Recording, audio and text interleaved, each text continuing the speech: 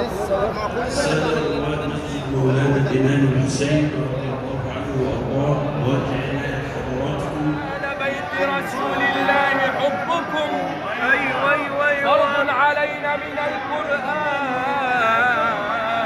أنزله يكفيكم من عظيم الفخر أنكم من لم يصلي عليكم لا صلاة له.